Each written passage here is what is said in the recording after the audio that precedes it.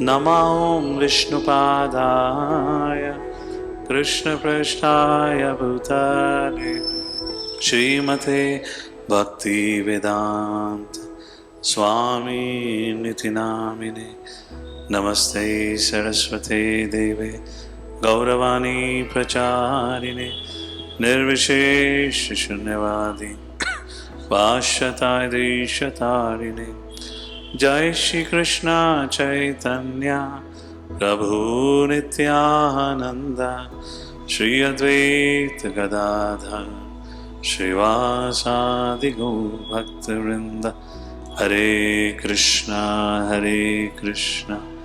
Krishna Krishna Hare Hare Hare Ram Ram Ram Hare Hare. So Hare Krishna, welcome once again to the series of the new program titled as Gita Unplugged. Just a quick, I kind of briefly spoke about it right in the beginning. I'll reiterate the point. It's an overview of Bhagavad Gita. Our objective is at once at least have a high level glance of the complete Bhagavad Gita. Try to understand how it is a kind of a self-help book which can guide us, help us, and then we can take it on into a detailed study of Bhagavad Gita. There will be 18 sessions planned like this, and one session per week. Every session would have a MCQ, multiple choice questions. So I'll show you at the end of it. You can access that on our website, and where you'll have the recording also available as well as a PowerPoint. The reference for it is Bhagavad Gita. It'll be very nice if in case you really want to really study nicely, carry a copy of Bhagavad Gita. If you don't have a copy of Bhagavad Gita, I believe they would set a book table behind. You can have a copy for yourself. So at least you become a little familiar with what's going on. We'll recite verses together, so just to make more sense. And that will make it more interesting. And it's a certificate course. When we complete all the 3 steps of Bhagavad Gita, 1 to 6, 7 to 12, and 13 to 18, then we'll have a certificate. Not only for attending it, but also solving all the quizzes, just to see how well you have understood. This is based on the teachings of His Divine Grace, A.C. Bhaktivedanta Swami, Srila Prabhupada. So let's begin with a brief introduction about what is Bhagavad Gita. So Bhagavad Gita, the song of God, as it is said, another meaning of it. All of you are very much familiar probably with it. I would make that assumption. How many of you have seen Mahabharata, the 90s Mahabharata? I believe there have been many repetitive Mahabharata.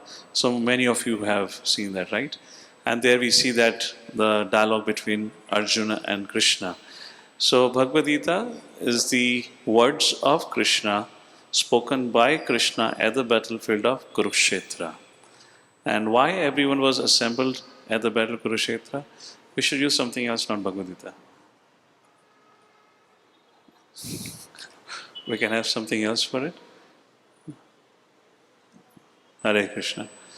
So what was I saying? Yeah, so Bhagavad Gita, it was spoken at the battlefield of Kurukshetra. And why there was a battlefield, or why there was a battle, or why people had assembled at Kurukshetra? So there were 2 parties who had assembled at Kurukshetra to fight with each other. That was Pandavas and the Kauravas. It was a fratricidal war between the family members. You can call it as cousins one way. And the war about right and wrong. The war about dharma versus adharma. Like this, where Pandavas, headed by Yudhishthira Maharaj, represented dharma, whereas Duryodhana, or Kauravas, headed by Duryodhana, represented adharma. And on that stage, on that scene, the biggest platform actually, where all the great warriors from all over the world had assembled at Kurukshetra. At that place, Bhagavad Gita was spoken. Now, many times people wonder, something around 5,000 years ago was spoken. Is it still relevant for us? Is it still relevant for me for today? Well, yes, it's very much relevant. The Bhagavad Gita, the dialogue begins because Arjuna, as our title for today is Crisis Management, it all begins because Arjuna was in dilemma, was in crisis about what to do, not to do. We'll discuss about the crisis in a short while. However, the message of Bhagavad Gita, to put it in a very nutshell, the message of Bhagavad Gita strengthens the dharma and weakens the adharma. In other words, within each one of us, there are two sounds or two voices. One is of the good dog, other is of the bad dog. And if in case you have ever contemplated on it, before you do anything, there are always 2 points. You should do it, you should not do it. And you can qualify them into the good or the bad dog like that. So the message of Bhagavad Gita strengthens that good voice, strengthens the good dog. In other words, it helps us, the teachings and the message of Bhagavad Gita helps us to make the right dharmic decision. What is dharma? We'll talk about it in a short while. It helps us to make a right decision. Yes, we may not be at the battlefield of Kurukshetra, we are here in phase 1 Hinjawadi Tamanna. We may not be having that kind of a challenge that Arjuna faced. Well, the challenge of Arjuna was not the war. He was not frightened by the weapons of Kauravas. The battle that Arjuna faced was inner turmoil. What should I do? What is right? What decision should I make at this point of time? How many of you in your life faces a challenge, regular challenge in making decisions? Raise your hand. How many of you struggle making decisions? Even if you make decisions, you keep on making flip-flops. Raise your hand high up. It has to be 200%. But that's the truth of life. And that is what Arjuna faced with. Like this, the message of Bhagavad Gita is relevant and would always remain relevant. Now, why study Bhagavad Gita? Another very important thing, Bhagavad Gita. Bhagavad Gita is not a sectarian text. Krishna spoke to Arjuna, not to Hindu Arjuna. Just FYI. Krishna spoke to Arjuna, not Hindu Arjuna. 5,000 years ago, if we talk about Christianity 2,000 years ago, Islam 1,600 years ago, Buddhism 2,500 years ago, like that. And Jainism almost around that much old. So none of this religion existed at the time when Krishna spoke to Arjuna. So this is not a sectarian text belonging to certain faith.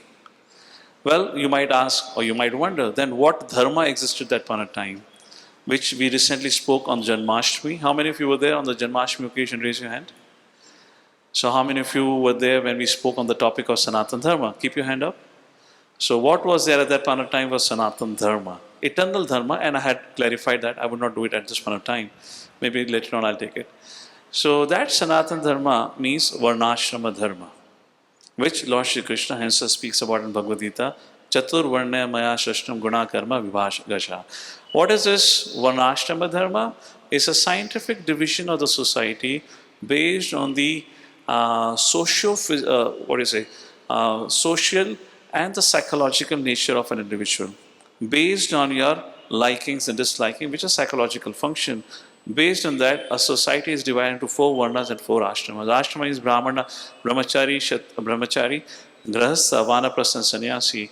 And the varna, which means occupation, a social order, which refers to Brahmana, Kshatriya, Vaishya, and Shudra. Everyone would choose according to their innate abilities and qualities and would choose one of the occupation. And when you do things what you like to do, nobody has to remind you. Yes or no? How many of you in here, by the way, how many of you here are working? Raise your hand, please. How many of you are working? Okay, most of you are working. How many of you are thinking of changing a job? Raise your hand. Okay, almost everyone. How many of you are thinking, why did I choose this career path? Raise your hand. Almost all of you. Bhagavad Gita is meant for you. Alright? That's where Bhagavad Gita begins with. It helps you understand what I should be doing and what choices should I be picking in my life. So that's what Bhagavad Gita establishes. Of course, we're not going to get into the discussion about Varnashrama Dharma, but just wanted to help you understand at that point of time what was existing was Varnashrama Dharma.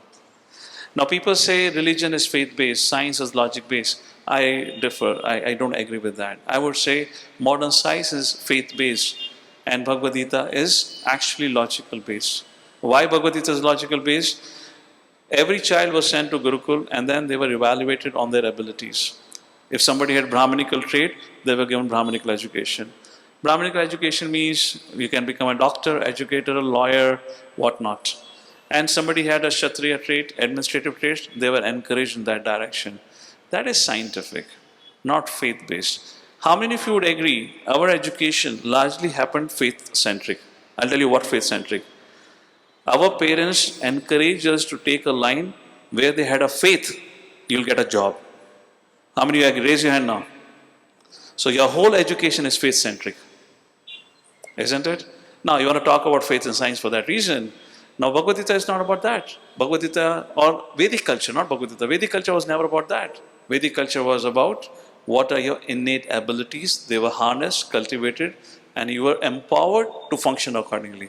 Can you imagine how a wonderful society would be where everyone is content and happy with what he or she is doing? As compared to the society that we live in today, where everyone is frustrated, so frustrated, they're looking at the neighbor and becoming more frustrated. Why is he happy or she happy more than I? Because you're frustrated. And it's unfortunately a society of losers. Anyways, it's just an opening remark here. It's a science. For example, because I touched upon faith and science, or faith or logic, how many times, or let's put it this way, you might have experienced when it comes to subject matter, let's say Bhagavad Gita, others, we often come with all kinds of questions. In fact, Janmashtami this time, I didn't give a Janmashtami talk. We did a talk show where we took up questions of all the audience, where the set of questions had come. And all kinds of questions were there. Among that, one interesting question was, Bharat mein hi sare Bhagwan ke janam lete. There was a question like that. Anyways, interesting question. Now, have you ever noticed how our education is also faith-centric? Whatever our teacher taught us, we just blindly accepted it. We never asked, by what means did you measure the distance between planet Earth and the moon? How did you figure it out? And if in case any one of you ever dared to ask a question, I tried many times and I'm pretty sure you would have got a response. Bachcha, exam paper bhi मैं ही set करने वाली हूँ, paper भी मैं ही check करने वाली हूँ, अब तुम सोच लो तुम्हें क्या लिखना है. How many of you relate to it? Which means question पूछने का नहीं, जो बुक में लिखा है रटने का और पेपर में लिख के आने का है. क्योंकि पेपर कौन सेट करने वाली हूँ? This didn't happen with me in school, it even happened in college. Even up to the college level, the teacher would tell me, don't ask, this is what it is, you have to accept it.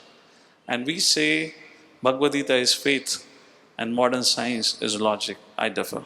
Anyways, all right, what does Bhagavad Gita do to us? So how Bhagavad Gita can help us? I often give the example, Bhagavad Gita acts like a, I would not say Bhagavad Gita acts like a Google map, let me put it this way. When you come out of the house, if you have to go to a certain place, we often take out our smartphone, type the address or destination of the Google map. And Google map would immediately find a shortest distance and navigate you to your destination, right? Agreed upon? If in case you hit a traffic jam, the same Google map will find an alternative route and take you to the destination, right? Similarly, Bhagavad Gita does it. Bhagavad Gita navigates you in your journey of life. Please understand, your life that you're living is itself a journey. It's not something which is passive. You're always active. You're always moving from one situation to another situation of life. In your journey of life, Bhagavad Gita acts as a navigating device which helps you reach to the destination. And when you hit crisis in your life, which means a roadblock or a traffic jam, and when you know nothing, where to turn, what to do, what not to do, or is it the end of the road for me? That's the time message of Bhagavad Gita helps reroute you to your destination. That's all. Which means Google cracked what Bhagavad Gita can do. But no, Bhagavad Gita has more to do which even AI cannot do for you. And that is, Bhagavad Gita defines destination for you. What it does? It teaches you what should be your destination. Asatoma tamasogama. Asatoma sadgamaya. Tamasoma jyotirgamaya. Mrityumva amritam gamaya. From temporary to eternity. Asatoma satgamaya. Tamasoma jyotir, from darkness to the place of knowledge. Mrityum to amritam, which means from the place of death to deathlessness. It defines our destination.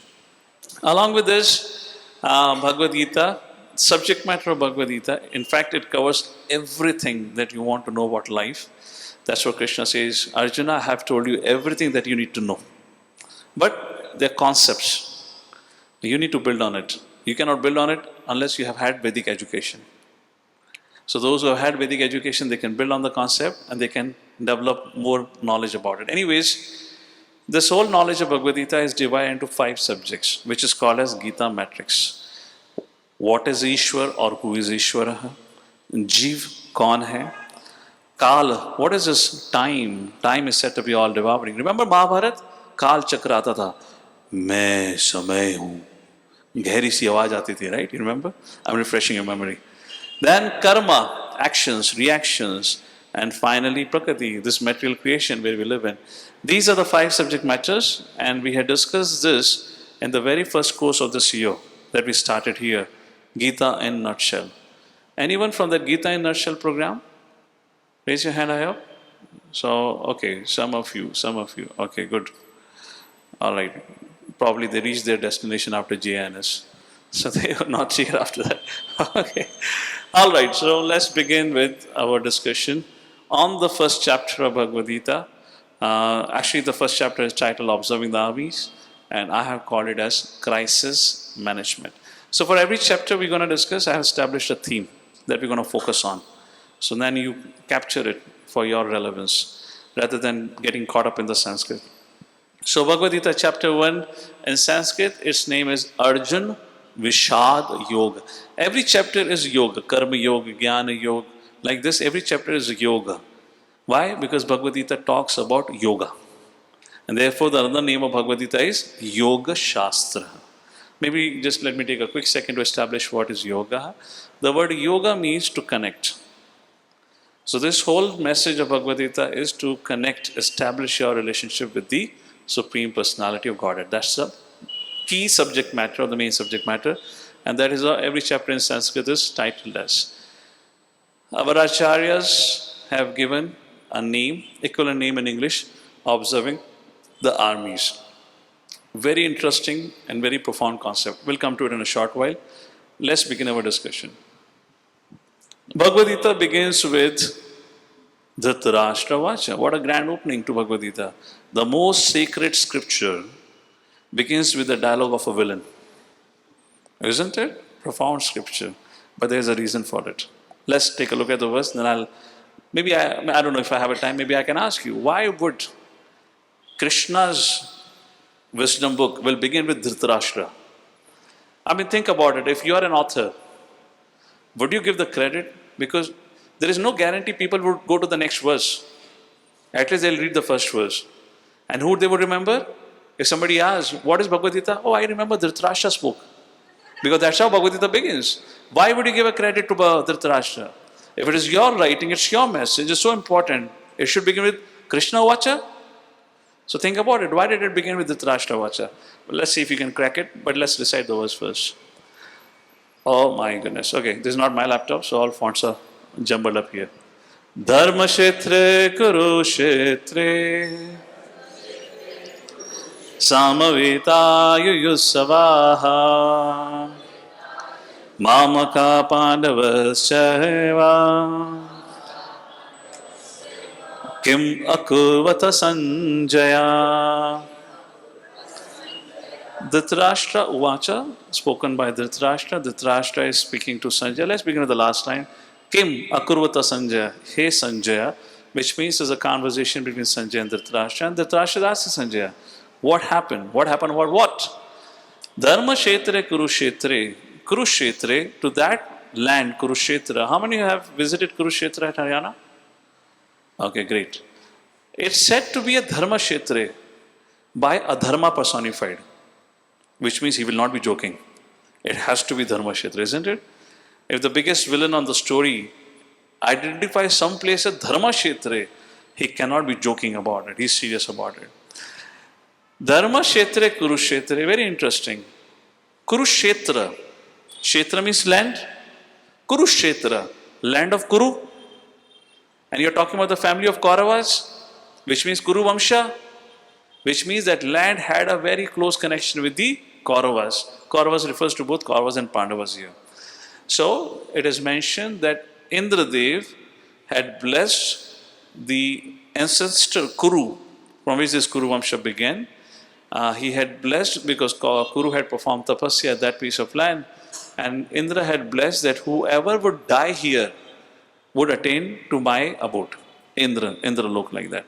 That's the reason all the Kauravas were sitting in the assembly of Indra after the end of the war of Kurukshetra. Anyways, Dharma Kshetra, Kurukshetra, so very interesting. Even Even Dhritarashtra understands something called as dharma. Therefore, he is addressing Kurukshetra as dharma kshetre. Samaveta yusavaha mamaka pandavas chaiva. Samaveta yusava. People have assembled there to fight. Wrestling match. Fight. Yusava. Mamaka mere putra. Pandavas. Pandu ke putra. Kim akurvata Sanjaya. So dharma kshetra Kurukshetra samaveta yusava is just like, let's say, what is that? Any cricket field? Any cricket stadium name? Anyone remembers? Huh? Wankhede Stadium. Wankhede. Kahan pe hai? Calcutta. Oh, Bombay. Okay, Bombay. Okay, right. Whatever it is. So imagine Wankhede Stadium. Wankhede Stadium, Bombay. And the Dhritarashtra is saying, cricket kshetre Wankhede Stadium. Imagine if he says like this, Samaveta cricket match, my party, India party, Pandu party, let's say Pakistan party, Kim akurvata Sanjaya? Bola, jhapad marunga tere ko. Abhi, what is the question Kim akurvata Sanjaya? I mean, when Indian-Pakistan cricket team is on the battlefield, in the cricket field, of course they're not gone to eat popcorn there. They've gone to fight, they're going to play. This question itself is irrelevant. How can such an important, in fact the most important scripture start with an irrelevant question? And that too spoken by the most irrelevant person. Well, it's not the most irrelevant, he is the most relevant person in the whole battlefield of Kurukshetra. Haji, kuch to bolo ji? Kya hai aapki soch aur manyata? Dhritarashtra, very interesting name. Dhrit, determined. Rashtra, Gaddi. He is our modern day politician. मरते दम तक इस जीवन में भी, जीवन के बाद भी गद्दी नहीं छोड़ूंगा. That is Dhritarashtra. Strongly attached to his position. So I take it this way. Dhritarashtra Uvacha.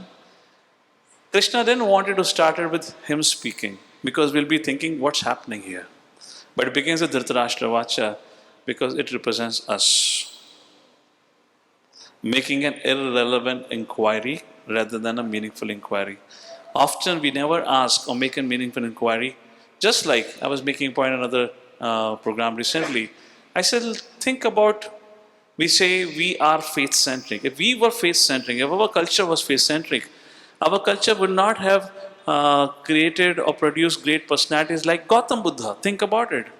How did Gautama become Gautam Buddha? Because he made some meaningful inquiries, right? When he went out, when he had grown up, finally he got a chance to escape from his father's palace, and he went out.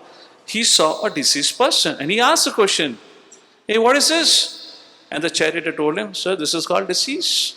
Oh, really? And then he saw an old person. What is this? Sir, this is called as old age. And then he heard Ram Nam Satya, and he asked, what is this? Sir, this is called as death. And then the charioteer said, sir, you will also have to face it. And Gautama asked that time, why a person suffers? Why a person becomes old? Why a person gets a disease? And why a person dies? And he said, and I believe all of us would agree, nobody wants to suffer, nobody wants to grow old, nobody wants to die. And he said, I will find out the answer for it. He is the scientist, or he was the scientist. Science means to find the answers for the unanswered. And that's how he became a Gautam Buddha. And that's how the story of all the sages and seers in our history and the culture. They asked a fundamental question. They didn't ask, आज आलू का पराठा है, गोभी का पराठा है. कोई ना कोई पराठा तो मिल ही जाएगा. Ahara, Nidra, Bhaya, Maithanam is the four fundamental things we keep on happening again and again. And that is what Dhritarashtra is doing there. He has gone at the battlefield. You had only planned that they fight with each other. Now you're sitting back at Hastinapur and asking a simple question, what they have done. So here Dhritarashtra is a personality who was the mastermind of all the conflict that is about to take place, or the conflict which has already taken place. Now the consequence of that conflict is about to happen. Dhritarashtra acted like a mafia don who stayed behind the scene, and Duryodhana was his puppet face. And he acted as if he's neutral. He was the same person when Draupadi in the assembly in front of him was disrobed, and he acted as if he's neutral. He is or he was the most vicious person. And the story of Bhagavad Gita begins with such a character, asking an inquiry to Sanjaya, what's happening at Dharmashetra, Kurukshetra. And now it begins. So I guess I've already stated Dharmashetra, Kurukshetra, Mamaka, Pandavas, Shaiva. So that was the first verse, and before we'll get into the rest of the verses, for each chapter of Bhagavad Gita, we're going to give you an acronym like this. Easy to memorize and remember, so you have a high level understanding what each chapter talks about. This has around 42 verses, and the acronym for this chapter is doubt, where D stands for Dhritarashtra and Duryodhana, and this discussion happens between verse 1 to 12 verses. In the first 12 verses, there is a discussion about Dhritarashtra and Duryodhana. So when Dhritarashtra asked Sanjaya, now Sanjaya had to respond, and Sanjaya had two things to speak. One is about the Pandavas, other about the Kauravas. And Sanjaya chose to speak about Kauravas. Why? Very interesting. He could have chosen to speak about Pandavas. Now Pandavas are the dharmic, yet Sanjaya chose to speak about adharma personified Kauravas at this point. Why did Sanjaya choose to speak about? Because the inquiry of Dhritarashtra itself was so interesting. He was full of doubt. Dharma Kshetra Kurukshetra. Dharma Kshetra Kurukshetra means two things. One, if somebody is a follower of irreligion, if he enters into a holy site, who knows, his heart may get transformed. And he may think of giving up sin. So Dhritarashtra was worried, oh, who knows, if my son gets influenced by the holy site of Kurukshetra and he becomes, let's say, sober, and he decides to patch up with his cousins Yudhishthir, and he decides to stop the fight, my whole planned game would be spoiled. First thing.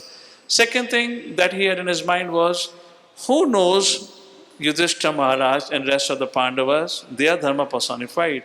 Who knows, they may get affected by the place, Kurukshetra, Dharma Kshetra, and they may think, why to fight? Because we're going to fight with our own brothers and relatives, friends, and gurus and the teachers. Why to become a cause of adharma? So who knows, they may get transformed and they may walk away without fighting. In both the ways, he was thinking maybe Kauravas decide not to fight or Pandavas may decide not to fight. Sanjaya, tell me. It indicates he was hell bent on having a conflict. He was bent on one party has to end, and that party is Pandavas. They have to cease to exist. Therefore, Dhritarashtra asked, and to pacify the heart of Dhritarashtra, knowing very well, he wants to know what is the situation of Kauravas. Therefore, Sanjaya began to speak about Kauravas first. From 2nd verse to the 12th verse, he spoke about Duryodhana. Let's take a look at it. So in this set of verses from 2nd mantra to the 12th mantra, Duryodhana's actions are described. And there we find two things categorically as Sanjaya is describing. Okay, a little bit of history is still required.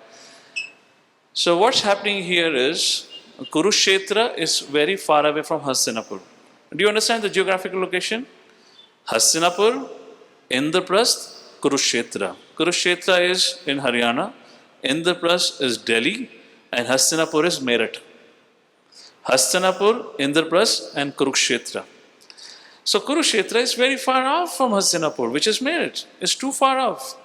So a day before the war was about to begin, Dhritarashtra's father, Vyasadeva, seminal father, Vyasadeva, came to him with a hope, maybe this blind son of mine, maybe would hear at the final junction my instruction and he would call off the war. Unnecessary people are going to die, there's no point of it, and everyone knows who's going to win. Whichever side Krishna is going to win, this fool doesn't understand. So he came with the hope, maybe he will hear me. Vyasadeva spoke to Dhritarashtra attached, nothing doing, nothing changing. And he didn't hear. And he said, what do I do, my father? Destiny is foretold. I am helpless. Kala is all powerful, destiny is all powerful. Who can change the destiny? It is determined by the destiny for what to happen. Who are you and I to change the destiny?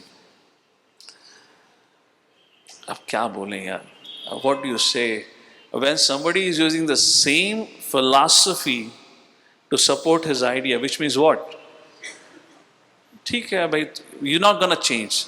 Vyasadeva turned back, he said, all right, you will get to know what destiny has in hold for you very soon. You don't want to listen? All right. He turned back and he began to walk. He walked few steps and he stopped. And he turned back again. He said, wait, Dhritarashtra, well, you are correct. Destiny has already decided. It's a will of providence what to happen. But I want you to also witness what's going to happen at Kurukshetra. I want to bless you with a vision so that while sitting here, you can watch the live telecast. And very interesting, Dhritarashtra said no. Because he knew the outcome is not going to be favorable. For example, if you're watching a cricket match and it's a World Cup final, let's say India-Pakistan, and your favorite batsman has got over in the first 5 overs, and India has lost 5 wickets, and the 5 wickets are remaining for the rest of the 45 overs, and the score is to win is 400 runs. How many of you say you're going to close your TV and walk away? Raise your hand. 5 wickets in 5 overs, and you have 45 overs to remain, and the run to win is more than 400. How many of you say hopeless? So Dhritarashtra knew, because there's a war. One day Kauravas going to have upper hand, other day maybe Pandavas have. So it should not happen if I witness it and I become discouraged and I pass a verdict, stop the war. Then war will stop. Has to stop. By no means it has to stop. So he said, no, father, I'll wait for the final result. I'll watch the highlight. I don't know live telecast. प्यास से बोले नहीं, तुझ अंधे को मैं भी नहीं छोड़ूंगा. रिश्ते में तो तेरा बाप लगता हूँ, बुद्धिमान मैं भी हूँ. So he said, okay, if you don't want it, so be it. Sanjaya, I bless you with the vision. And that's how Sanjaya was the witness of the battlefield of Kurukshetra. Can you imagine? Pollution-free technology. Isn't it? No cables, no wireless communication, no hardware, live telecast, no electricity wastage. That is the power of mantras. Sometime in future we'll speak about the power of mantras. Anyways, so like this it all began, and Dhritarashtra would ask Sanjay, and Sanjay would tell what's happening on the battlefield. So that's the question asked to Sanjay, and Sanjay began to explain now what he's able to see on the battlefield, and he describes the action of Duryodhana. So in this set of verses from verse number 2 to verse number 12, Sanjay says what were the actions of Duryodhana. In essence, the actions of Duryodhana were more or less about I and mind philosophy. And Duryodhana's diplomacy as well as inner fear gets highlighted. Let's take a look at I and mind philosophy. And let's quickly compare with what was the philosophy of Yudhishthira or Arjuna for that reason. Duryodhana was thinking, it is my army. Okay, let me tell you what's happening on the battlefield. Kauravas had 11 Akshauhini Sena. Let's not get into the details of Akshauhini number, but you can understand mathematically in a simple way. Pandavas had around 7 Akshauhini Seva. 11 minus 7 is close to 4. If hypothetically consider 1 Akshauhini is equivalent to 1 lakh.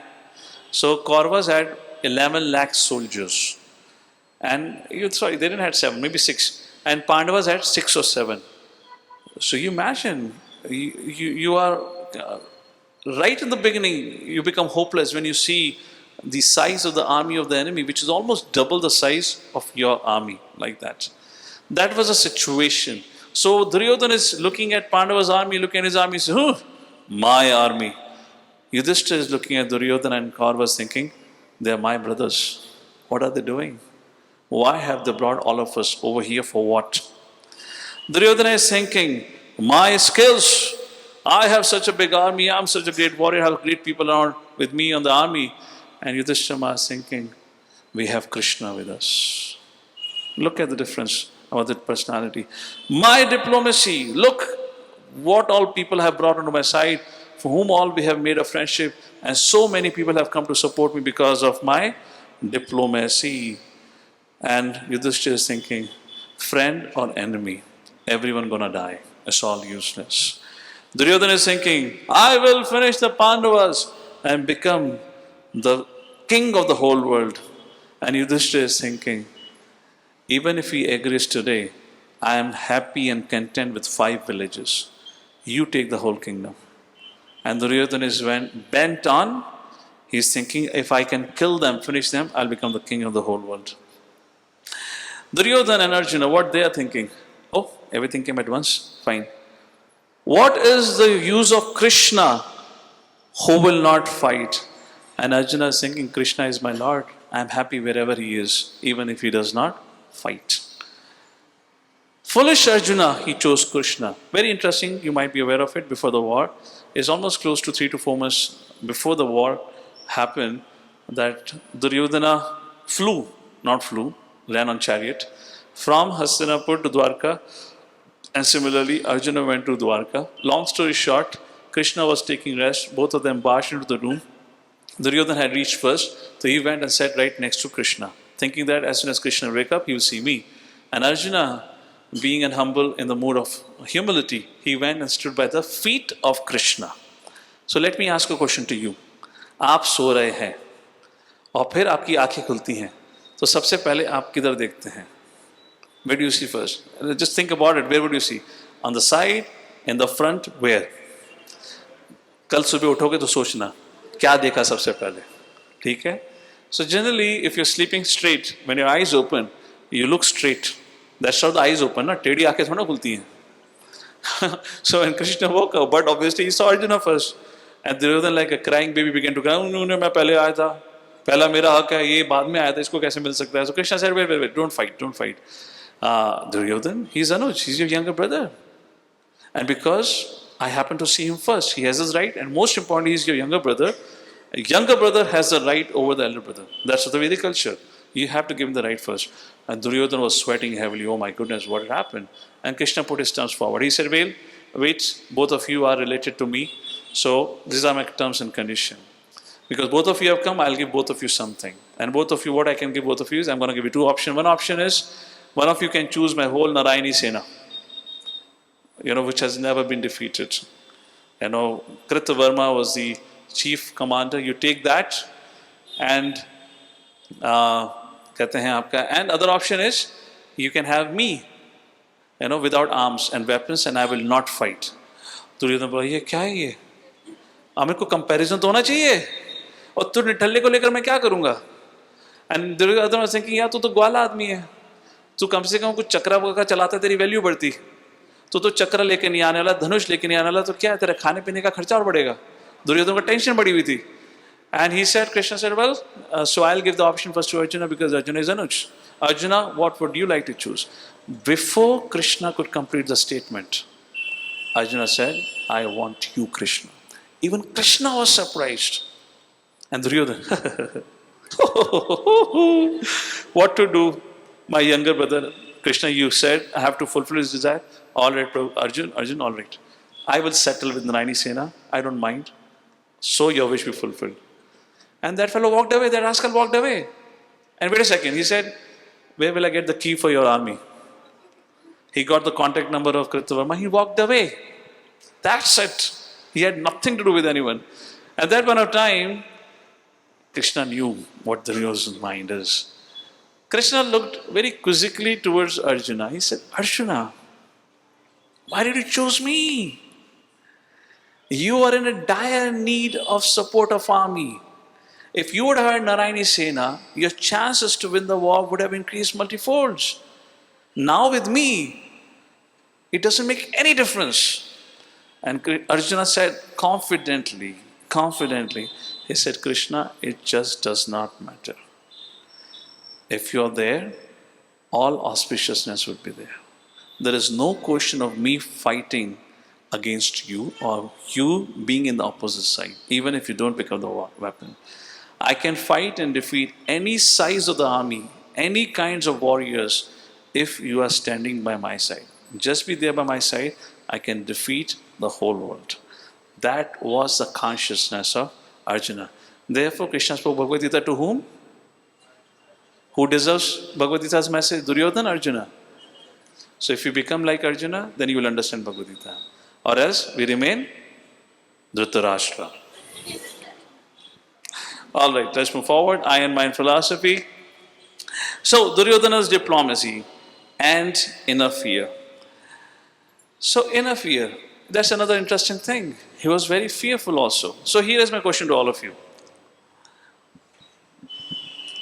Imagine, let's go back to India-Pakistan cricket match.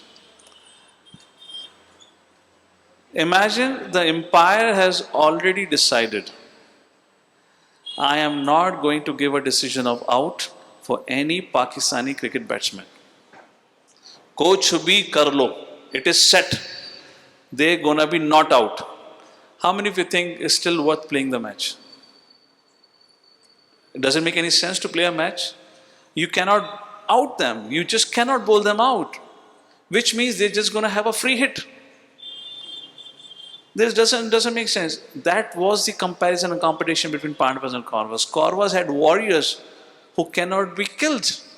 Bhishma Pitahama, Ichha Mrityu, our क्या नाम है Dronacharya, our Kripacharya, Ashwathama, Karna, one after one they had great warriors. Duryodhana was no less. How do you fight? And you have double the size of the army. Who should be fearful here? Pandavas, Kauravas? According to your scientific logical brain, what do you think who should be fearful here? Pandavas or Kauravas? Now, why is Kauravas are fearful? That your scientific brain cannot think, trust me. You cannot figure out the answer for it. Why would Kaurava be or the Duryodhana be fearful? For what reason? Two reasons why Duryodhana was fearful. Whatever it is, a thief can never be peaceful. जो चोर होता है उसको हमेशा पकड़े जाने का डर रहता है. He was a thief. Who stole the property of Pandavas? Or who stole the property? It was Duryodhana, not the Pandavas. That's the first thing. And second thing, why he was fearful? At the side of Pandavas, everyone was aligned with a common goal. However, at the side of Kauravas, everyone was fighting their own battle. Duryodhana was fearful of the loyalty. Would they remain loyal to me? Although he had a not-out batsman, what if each batsman was playing a match for themselves rather than for the team? How can you win a match if every batsman plays a match for themselves? So he was doubtful of the loyalty. Can you imagine a thief expecting a loyalty from the gang of thieves? How is it possible? These are the two reasons why Duryodhana was fearful. So just a little bit managerially, if you compare Pandavas versus Kauravas, Pandavas had shared relationship, they had a common vision and common goal, whereas in the case of Kauravas, everyone was for themselves.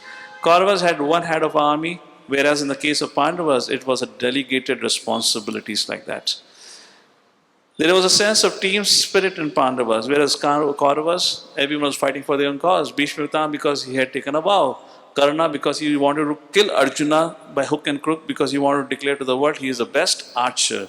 Similarly, everyone had joined the army of or the party of Duryodhana for their own reasons. Nobody was worried or concerned about the interest of Duryodhana. However, in the case of Pandavas, it was one team, one goal. Therefore, having that spirit of unity, even within a team which was half the size of the team, there were more chances for them to win. Therefore, Duryodhana was fearful. So lesson, material security and resources does not guarantee success and fearlessness. The first lesson from this episode that what we discussed, why Duryodhana was fearful. So material security and resources does not guarantee success and fearlessness. Duryodhana had both. He had material security because his many team members could not be killed, and he had plenty of resources, but yet he was fearful. How often have you seen people who have more, they also have more fear? The people who have more, they have more fear of losing it. Yes or no? That's the thing which happened with Duryodhana.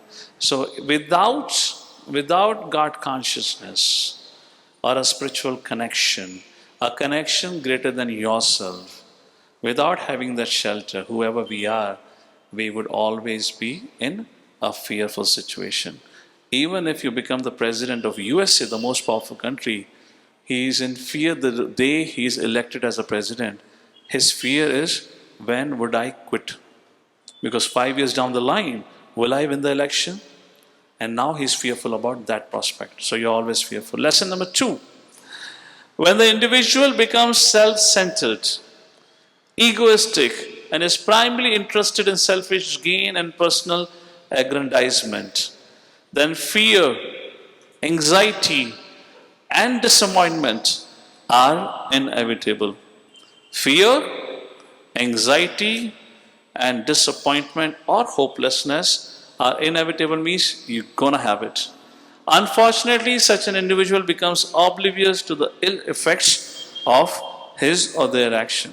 Just take a case of Dhritarashtra. For his greed, he was willing to sacrifice everything and everyone. He was willing to sacrifice his own 100 sons. He was the cause of the death of his sons, and he pinned all the blame to Yudhishthira Maharaj. He was warned again and again by everyone. Even Krishna went as a peaceful messenger, yet they attempted to arrest Krishna. So a selfish person becomes oblivious to the ill effects of their action, and therefore even Vyasdev, just before the beginning, a day before the beginning of the battle, even he tried arguing, but he would not listen to. Take a case of Ravana. Even the wife of Ravana, Mandodari, tried reasoning with him. Our Vibhishan. Okay, they were all saintly people. Can you imagine Kumbhakarna reasoned with Ravana? When he was woken up, when he came, and he said, Ravan, what did you do? I mean, how can you kidnap a wife of someone else? It's a death punishment. My request is return back Sita. However, if you don't follow what to do, I'm your younger brother, I have to abide by the order of my... And even Kumbhakarna reasoned. And he told him, you will become the cause of the destruction of whole dynasty. Ravana could not see the ill effects of his actions. Why? When an individual becomes self-centered, egoistic, and is only interested in selfish gain, he does not care for anyone. Modern day history, Hitler, Adolf Hitler, and many leaders can be quoted, Islamic leaders can be quoted, etc., like this, who just didn't bother for anything and anyone. They were just concerned about what they wanted in their life. Imagine if you have a leader like this, the whole society is doomed. If you have a leader within the family like this, the whole family is doomed. And not everyone's life is doomed. Such a person burns and destroys his or her life also. That's the story of Duryodhana. Let's move forward to the second section of this chapter. O stands for ominous results, which means ominous means frightful or all negative, like that, ominous results. Verses 13 to 20. So after speaking about Duryodhana's diplomacy and his fear, now Sanjay began to speak about Pandavas. And while speaking about Pandavas from verses 13 to 20, Sanjay particularly highlighted how Pandavas were fearless. In fact, Pandavas, the actions performed by Pandavas all indicated that they are going to win the war. Signs of victory. First, religious praise. Second, main point Sanjay mentions, Krishna is present with the Pandavas. Krishna is present with the Pandavas. Bhagavad Gita ends. Dhritarashtra आज संजय बेचारा तब तक थोड़ा विनम्र हो चुका था भगवद गीता के एंड तक, और पूछता है संजय, तुम्हें क्या लगता है जो भगवान श्री कृष्ण ने 11वें अध्याय में पावर पॉइंट प्रेजेंटेशन दी है, मेरे बच्चे सब मरने वाले हैं, क्या सही में ऐसा होगा? अब संजय तो was a secretary, he cannot say a blunt fact, so he polished it and said it what, यत्र योगेश्वरः कृष्ण यत्र पार्थो धनुर्धरः तत्र श्री विजयो भूते ध्रुविर नीतिर मतिर्मम.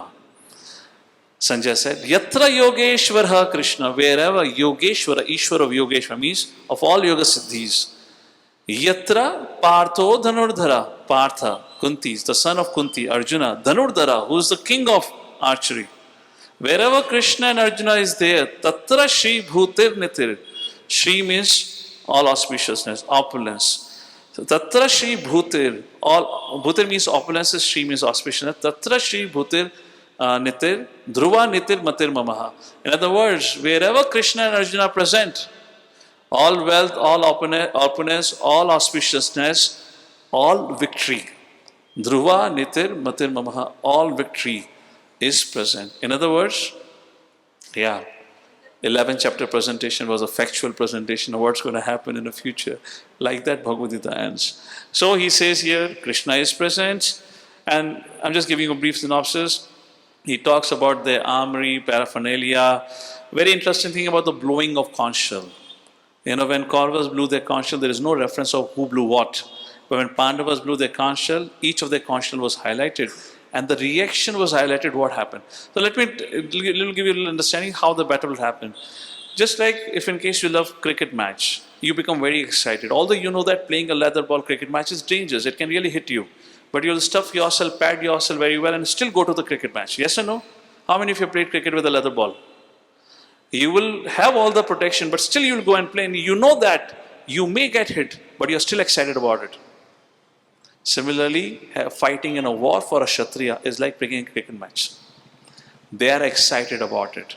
Nobody has been forcefully inducted in the army. And nobody has joined the army because roti kapda makan ka sawal hai. That's not the objective. Because they love it, they want to fight it, they have entered it. So when the war would happen, they will come with all the bugles, drums and everything. जैसे शादी में होता है ना, क्या था आज मेरे यहाँ की शादी, वो ढोल धड़ाका होता है, हमने सॉरी ड्रामा में करा था अभी, तो वो गाना बज रहा है मेरे दिमाग में. So जब बारात निकलती है तो क्या कहते हैं, ढोल धमाका क्या कहते हैं, राइट? हाँ, ढोल ताशा समथिंग, बैंड बाजा होता है ना. So before the war will begin, like that band बाजा होता था. And there will be whole musical dhar, dhar, dhar. However, it was not a melodious music. The music was loud to create a fear in the heart of opponent. And these warriors had their conches, and they will blow the conch. When each of the Pandavas and Krishna blew the conch, it is mentioned, whoever was standing on the ground fainted, who was sitting on the horses, the elephant collapsed on the ground. That was the situation of the Kauravas. They from vertical became horizontal. By the time the Pandavas blew their conches. So that is what ominous result is mentioned. And of course, presence of Hanumanji on the flag of Arjuna's chariot. So why result is ominous? Why result is frightful and fearful for Kauravas? Because Krishna factor. The key theme in this set of verses is Lord's reciprocation to his surrendered devotee. In other words, because Arjuna and Pandavas had surrendered to the Lord, although the Lord had promised he will not pick a weapon, but because Lord was present. Wherever Lord is present, fearlessness is guaranteed. Pandavas were not fearful. Just a simple example, think about it. Have you ever seen a small child? The moment the child jumps in the lap of a mother and father, becomes very confident. Isn't it? And he can just even point at you, say, yes? But the moment the child is on the ground and the mother, father is not there, the child runs away with the mosquito also. So when the child is in the lap of mother and father, he knows, I am protected. That's the relationship with our Father, the Supreme Lord. Therefore, Pandavas were not at all fearful. So Lord protection to his surrendered devotee is guaranteed. Pandavas were fearless because of taking shelter of Krishna. So lesson, what this section teaches us. Our faith on Lord Krishna determines our degree of fearlessness. As I discussed about it, it was Arjuna who opted for Krishna, who had decided not to engage in the war. But that was the faith of Arjuna on Krishna. Think about it. What would be the faith of Arjuna on Krishna? As I said, our scientific mind cannot understand why would Arjuna do so. You can have a whole research paper, PhD thesis on how could Arjuna choose Krishna. By all analysis means you will come to this conclusion, it was a wrong decision. How can you engage an unarmed person in a battlefield? No way. And look how Arjuna expertly engaged him, made him his charioteer. Because when you're fighting a war on a chariot, as expert as a warrior on the chariot, equally the charioteer has to be expert. Because he is maneuvering through the battlefield. He cannot be any untrained or even a minor trained person. He has to be expert. Therefore, on the 18th day of the war, when Karna had to fight, he chose Shalya as his charioteer, who was another king and a great warrior, Maharati. And now it was clear that it has to be direct combat between Arjuna and Karna. So Karna said to Duryodhana, see, Arjuna is victorious so far because Arjuna has got Krishna as a charioteer. I need somebody equivalent, qualified charioteer as Krishna. So therefore they choose Shailya. Shailya or Shalva was a person. He became a charioteer. So being a charioteer is not a small thing. Anyways, that's the point here. Our faith, Arjuna had a very, very strong faith. And it is a faith that determines our degree of fearlessness. Let's move to the third section of this chapter. Verses number 21 to 27, titled as Uncertainty. What is this uncertainty? All right, the scene of battle is ready. Kaur was standing there, Pandava was standing there. Now the blowing of the conch was an indication that now we are ready to engage. But something suddenly happened on the battlefield.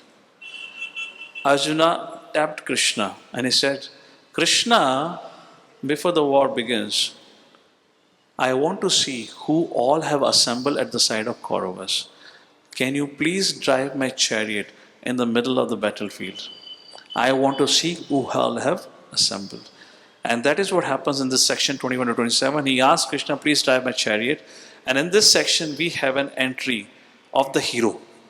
आपने देखिए पहले Hindi picture आती थी, hero की entry होती थी, तो उसके जूते से दिखाया जाता था पीछे से, कैमरा धीरे धीरे मूव होता था ऐसे करके, एंड फिर हीरो आगे जाके टर्न मारता था एकदम से, फिर दिखता था हीरो. हाँ या ना? मे बी आज की मूवी में ऐसा होता होगा, पता नहीं, मैंने तो बचपन में देखी थी, long time. Like that. So like this, Lord Shri Krishna enters in the Bhagavad Gita not as the king, as a charioteer, as a servant, a very, very menial position to be taken by somebody who Vyasadeva calls as Bhagavan. Because it's Vyasadeva who's composing all this, right? So when Dhritarashtra had to speak, Vyasadeva said Dhritarashtra Vacha. Arjuna had to speak, Arjuna Vacha. Sanjay had to speak, Sanjay Vacha. When it came to Krishna speaking, he never said Krishna Vacha. He said Bhagavan Uvacha. Vyasadeva's father's name was Parasar Muni, who wrote Vishnu Puran. And in Vishnu Puran, Parasar Muni defines the definition of Bhagavan. Aishwarasya samagrasya virasya shashashya jnana vairagyas shannam bhaga itingana. Who is Bhagavan?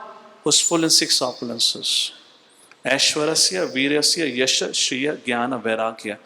One who has all of these 6 in full became the charioteer of Arjuna.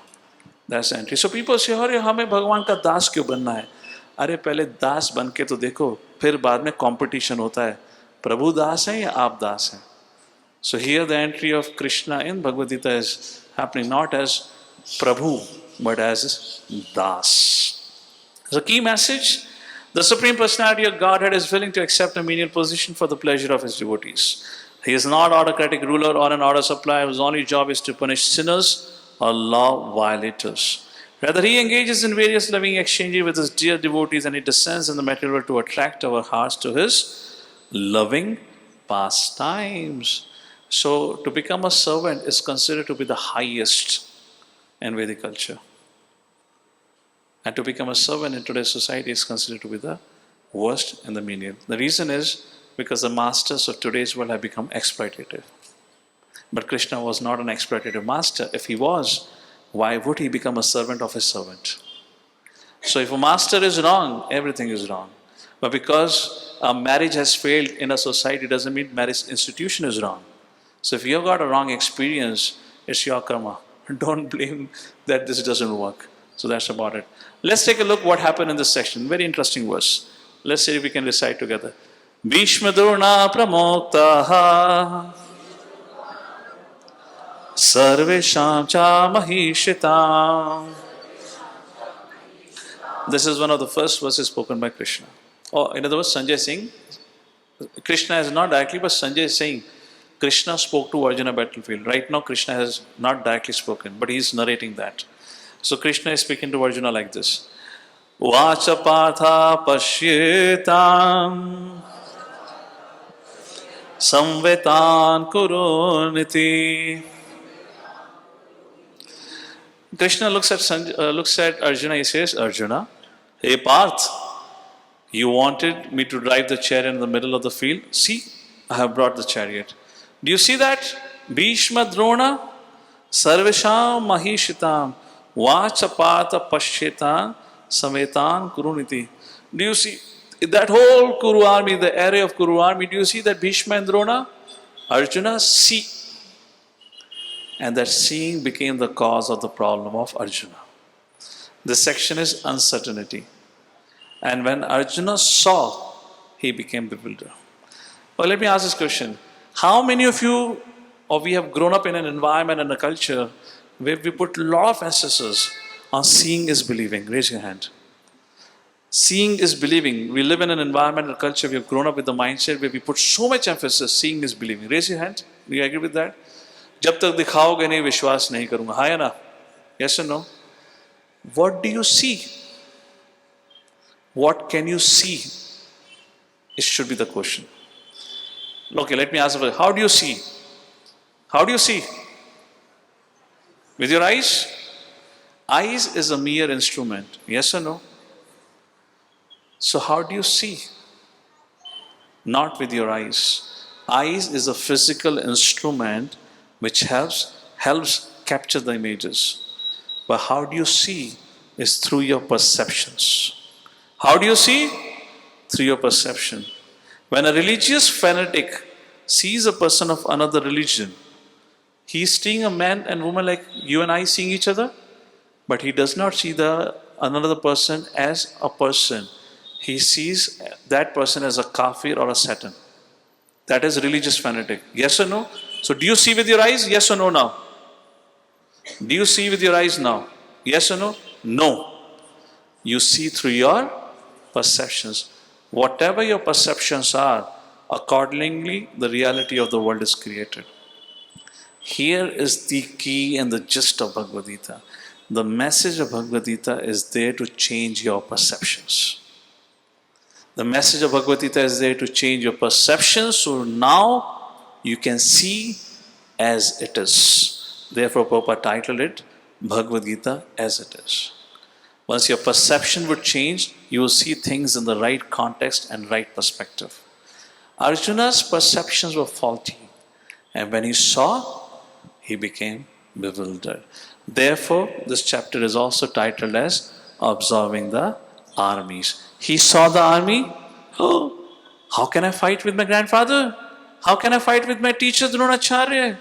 And he began to see in the relationship of I and mine, and he became bewildered. This is perception, right? This is my great-grandfather, this is my teacher, this is how he perceived. So all problems in our life begins with when we look at the world through perceptions. Therefore, the greatest by manipulation in the modern history is of your perceptions. And it first began in 1980s when they launched something called as TV program. What does program means? To reprogram your perceptions. And that is why when internet was launched, it was called as World Wide Web.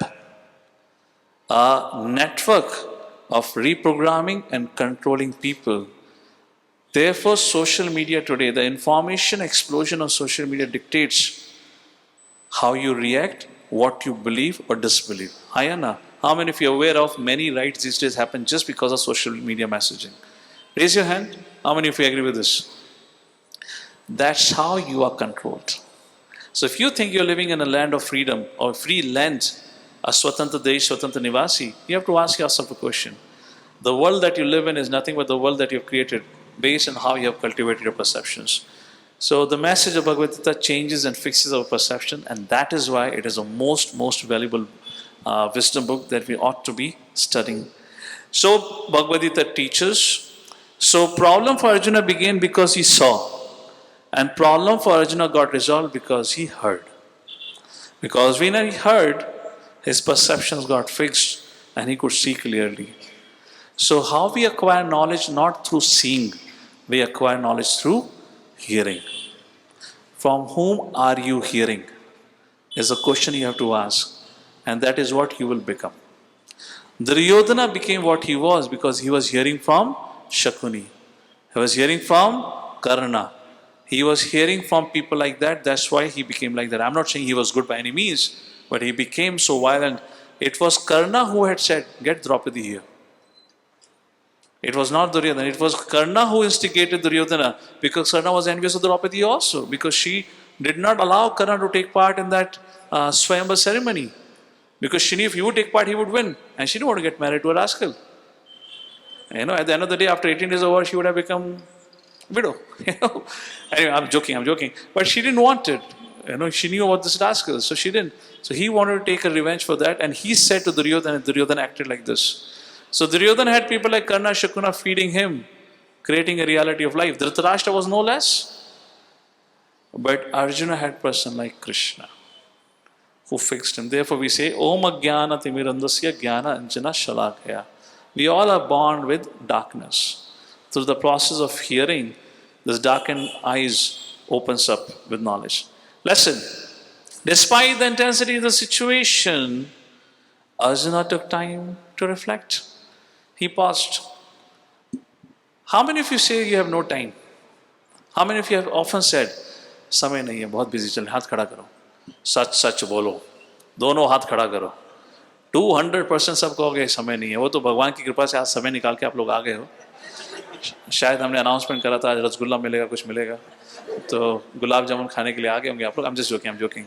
So point is, we often say, give an excuse, no time, particularly to read wisdom books like this, no time. But look at it. What a fantastic situation Krishna chose to speak this message. Can you imagine? The war has been declared. Now arrow can come flying from any direction. And there Arjuna is asking, Kya karu? Can you imagine? हम लोग अच्छे खासे खेलते कूदते हष्ट पुष्ट शरीर के संग बैठे हैं, फिर भी कहते हैं क्या करूं भाई साहब, मरने का समय नहीं है.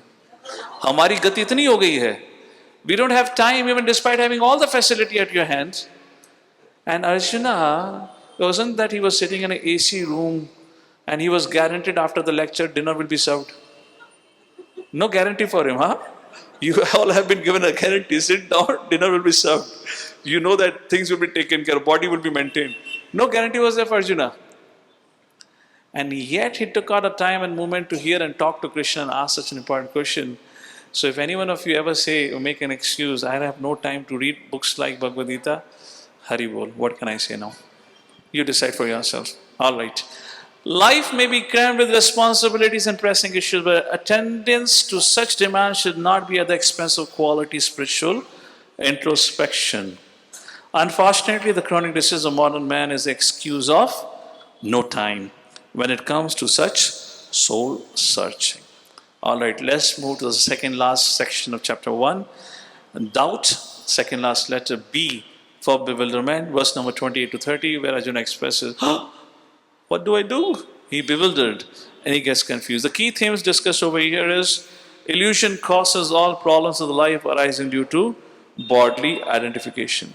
So when Arjuna saw Bhishma, Pitama, Dronacharya, Kripacharya and his friends and relatives standing on the opposite side across the enemy line, he began to worry. He thought, this is not a friendly cricket match.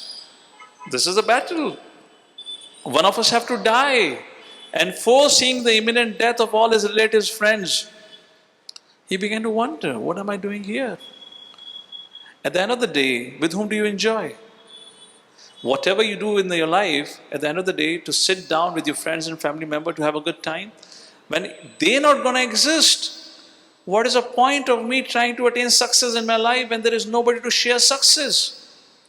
And that is what caused bewilderment to Arjuna, and he became confused, which arose because of his identification with, I am a Pandava, I am a Kuru Vamsha, and they are the family members, therefore I should not fight. And he forgot. He worked, he prepared himself for the last 14 years for this occasion. He went to Indraloka, he fought with Lord Shiva. He did everything just to prepare for this battlefield. And in fact, at the end of the Agyatavas, even that time he fought with the Kauravas, single-handedly he defeated everyone. So much so that they had to run away from the battlefield. And it is he who went to Krishna and brought Krishna from Dwarka to Kurukshetra. And after bringing Krishna to Kurukshetra, he says, sorry, गलती से बुला लिया, आप द्वारका चले जाओ. कितने का मन करता है झापड़ मारूंगा, मतलब खाली बैठा हूं मैं क्या? सो कृष्ण को वहां से लेकर आता है, इतने साल प्रिपरेशन करी. What is this? And that's how he became bewildered. It's not something, and what he was doing was totally right, because it was Kauravas who disrobed and molested their wife Draupadi. It was Kauravas who looted all their wealth. It was Kauravas who attempted to kill Pandavas. They did everything. which is punishable, for which death is the only punishment as dictated by the scriptures. Yet Arjuna became, oh, what can I do? How can I do? A lesson. When one lacks understanding of who am I just this mere body or more than that? His spiritual identity. When he lacks understanding of his relationship with the Supreme Personality Godhead and the critical purpose behind the world. Have you ever wondered, maybe let me put an open question to all of you. Just like this camera has a purpose, this hotel has a purpose, the clothes that you wear has a purpose, everything in this world has a purpose, yes or no? What is the purpose of your birth? Now the purpose of your birth cannot be different from the purpose of this person's birth. Because purpose of all the cameras is one and same. Because they're the same thing. So how can the purpose of you and you could be different from each other? What is the purpose of your life? First thing, what is the purpose of this world? Why it has been created? You are the product of parents coming together. And there's a whole phenomenon of creation that takes place. And it's taking place every moment. Every moment a child is taking birth some part of the world. Similarly, this creation came into manifestation at some point of time in the history. Why was it created? A very important point which is highlighted in Bhagavad Gita again and again. When one lacks an understanding of spiritual identity, relationship with the Lord, and the critical purpose behind this world, one inevitably, unavoidably becomes disturbed and frustrated by life's challenges. How many of you in your life had an experience where you felt, bas bahut ho gaya, I need to move on to something else, I quit? How many of you had that experience where you felt, I'm not saying you acted, but you felt, I quit? Raise your hand please. Once upon a time or sometimes you must have been really pushed hard where you felt enough is enough. What am I doing about it? That is just because of that. I often tell this problem when we face is where we find no solution, no way to go, and we feel like I quit. Open Bhagavad Gita or start reading Bhagavad Gita from now, because one fun thing that really can help you, Krishna teaches never quit. Krishna teaches never quit. Let me put it this way. I speak about this to the students generally, where they like to hear to motivational sessions. I often tell them, I say the original motivational speaker was Krishna. Why? Motivation means to inspire, to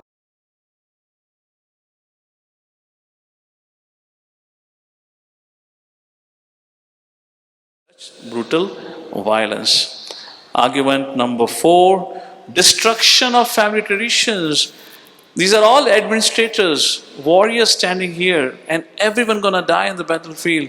And if they all die, who's gonna protect the civilians and the citizens? And people have assembled from all over the world. And if there's nobody to protect, which means there's nobody to safeguard the family traditions, everything would get spoiled.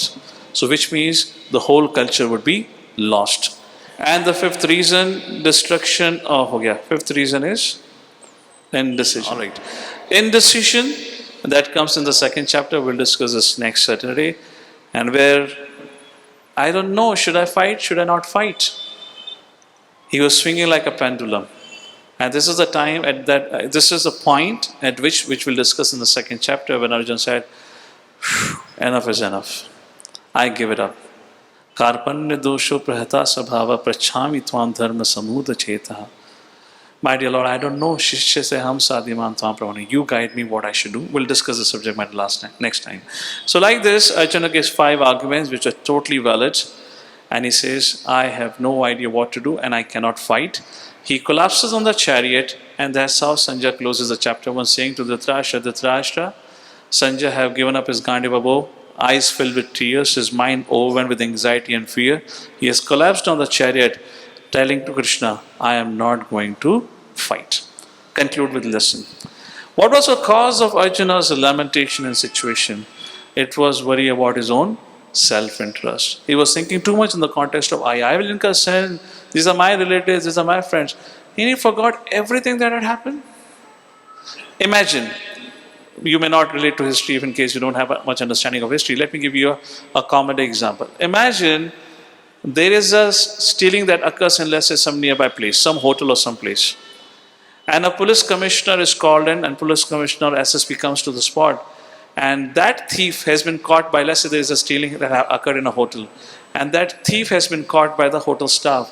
And the SSP reaches there. And the moment SSP arrives there, he's shocked. Ah, ये तो मेरे पत्नी का भाई है. मेरा साला निकला ये तो.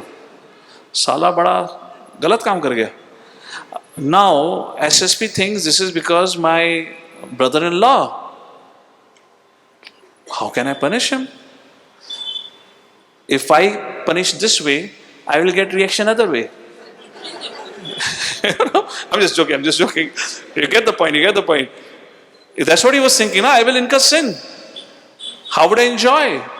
If I punish them, Kauravas did the wrong thing, they deserve the punishment. And if somebody has been caught stealing, he deserves punishment. But because he is my relative, should I let him go? Then what is the point of you being the security, the one who's supposed to provide security? You're an administrator. It is your job to ensure the law and order is maintained. And that was a job of a king. Pandavas represented that. Pandavas.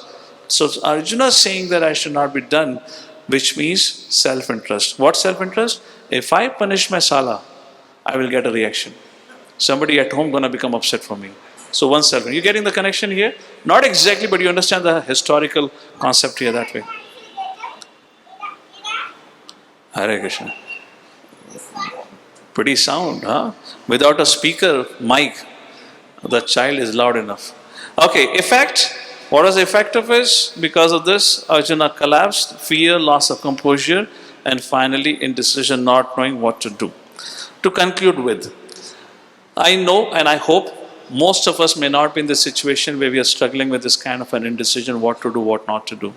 You and I may not be in a situation where we have to make a critical decision at this point of time. It's not a subject of life and death. So we think life is all okay. But please understand, life would not always be okay. Life means kabhi khushi, kabhi gam, tararampam, tararampam. Yes, you remember that? Life is all about ups and downs. We all have experience in our life. So maybe if your life is going all well, it may not be tomorrow. So when life is going all okay, it's a time for preparation.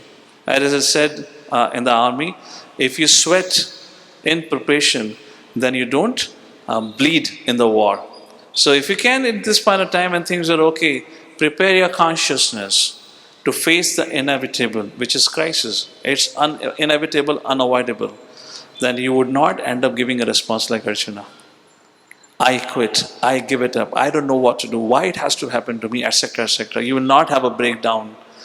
So the message of Bhagavad Gita fixes us, protects us, saves us, guides us. Once again, as I said right in the beginning of our discussion, Bhagavad Gita not only takes you to your destination, but helps you identify your destination. It teaches us what should be the goal of life, and it answers the most fundamental questions which you would have thought at some point in time in your life. However, we all have grown up in an environment and culture where we were never encouraged to ask scientific inquiries. We were only encouraged to ask ratta. Copy paste hota hai na? We were encouraged to ratify and just write things on the paper. So, to conclude for today, we can meet with such existential crisis at any time. How we deal with it determines where we end up. How we conduct ourselves now will determine how we deal with it when we are in that critical situation. So, COVID was unpredictable, uncertain. Nobody ever thought of it. Movies did spoke about it, but who pays attention to that? Of course, it's a fiction. But when it hit us, many of us had to go through so much suffering. So this uncertainty can come around any time. Never think like this. I am good today would also be good tomorrow. World never functions like that. So conclude for today. There are a few trivia questions, one or two quick things. Do you feel Arjuna is right to retreat from battle, to say I quit, out of compassion for his family members? Was he right? I guess now you already have an answer. I already gave an answer for it. So that's not a valid question. Maybe this is a good question.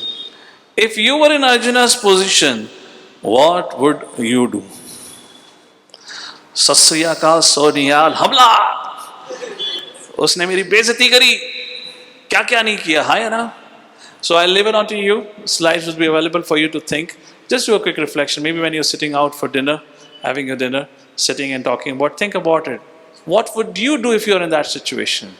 Would you speak like Arjuna said? Reasons like compassion? Even those things even would strike you? Or you would say, they have done wrong? Because somebody says even a little harsh word, it pinches us lifelong. And what not all was done for Pandavas, can the thought of forgiving them ever cross your mind? So if you would be at the situation or the place of Arjuna, how would you react? That's the point. Think about it. What's next? So next Saturday we'll meet for the second chapter of Bhagavad Gita, titled as Gita Summarized. One of the longest chapters, has 72 verses. And the title for it, or the subject matter, is Inner Awakening. Just to do a quick recap, today we talked about crisis management. How you prepare yourself today will determine how you face it when you're into that crisis. And teachings and the message of Bhagavad Gita helps you prepare and embrace crisis in a way that you can deal with it and rise above it. So we got through with the crisis management. Now the next topic would be Inner Awakening. Understanding who am I and to live our life according to that. What's the purpose is the subject matter of the next session. So here we conclude for here today. Thank you all for your kind attention. Hare Krishna. Any questions or any quick comments? किसी की कोई जिज्ञासा? So it's a saying which often used in the army training. If you sweat during the training, then you don't bleed during the actual war. Which means when things are going good, if you can train your consciousness, when you're put in a crisis, then you don't go under anxiety attack. That's the point. Can we have the mic? You can just raise your hand because everyone can hear it and the online audience later on can hear that. Yes. You said that we see the world through our perception. Okay? Yes. How many of you agree with this? We don't see through the eyes, but we see through the perception. But how can we convince some family member or close ones like your perception is wrong?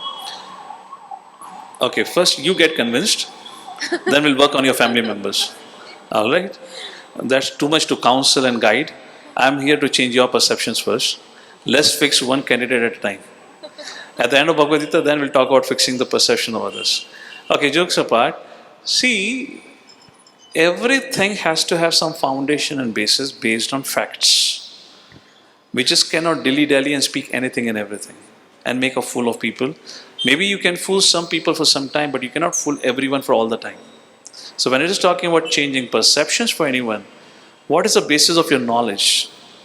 On what strength are you saying you are wrong, I am right? It's just because I am egoistic, I think I am right? Or there is a platform of knowledge? So first of all, you have to identify what are the facts and figures with you. What's a platform of knowledge? So therefore I said, first let's have work on your perception. Get situated in the platform of knowledge. Once you have something, then you can talk to people what is right, what is wrong perception. Hare Krishna. Anything else? प्रभु जी, जैसे आपने बोला था कि जब हम भगवान की शरण में जाते हैं तो गॉडेस ऑफ फॉर्चून हमारे साथ आ जाती है, और अभी हम कंपेयर करते हैं कि हम भी अर्जुन हैं स्टेट में, राइट? तो क्या हमारे साथ भी गॉडेस ऑफ फॉर्चून हमेशा रहेगी अगर हम भगवान की शरण में रहेंगे? क्या हमारे साथ कभी कुछ बुरा नहीं होगा? भाई, गॉडेस ऑफ फॉर्चून आपके संग नहीं रहने वाली, वो नारायण की है, तो पहले तो वो क्लियर कर लो.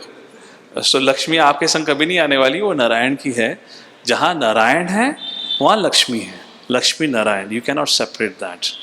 So, if your question is, if I take shelter of the Lord, will there be auspiciousness in my life?